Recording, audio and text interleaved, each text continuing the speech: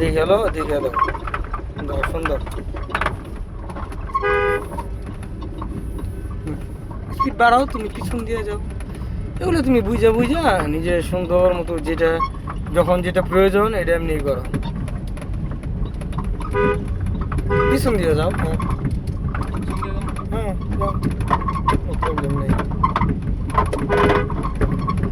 সবসময় গাড়ির পিছন দিয়ে যাবে, সামনে দিয়ে যাবে না। কারণ সামনে দিয়ে গেলে যে কোনো মুহূর্তে তুমি একবার সাইডে যাবো, কোনো সমস্যা নেই। গুড। ঠিক আছে। তো গাড়ি নিজের নিয়ন্ত্রণে রাখলে কোনো প্রবলেমই নেই। নিজের নিয়ন্ত্রণে রাখবা, যখন যেটা প্রয়োজন তখন ওইটাই করবা, যখন যা প্রয়োজন তখন তাই করবা।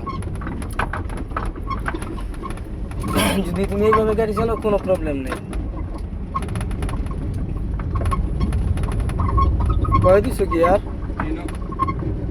তুমি 3 দিলে গাড়ির গিয়ার থাকে স্পিডে 40-45, অন্ত 20ও নাই, দিয়ে দাও।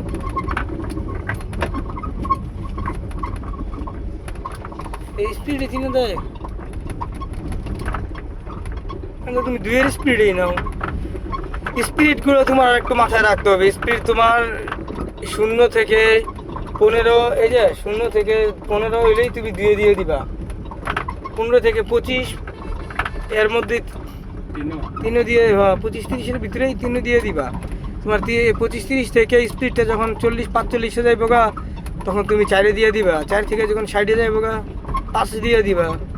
আর যত উপরে যাইতে পারে, এইভাবে তোমার খেয়াল রাখতে হবে। তোমার গাড়ির গতি বুঝতে হইব যে আমার গাড়ির গতিটা এখন এই অবস্থায় আছে, তাহলে তোমার জন্য সহজ হবে।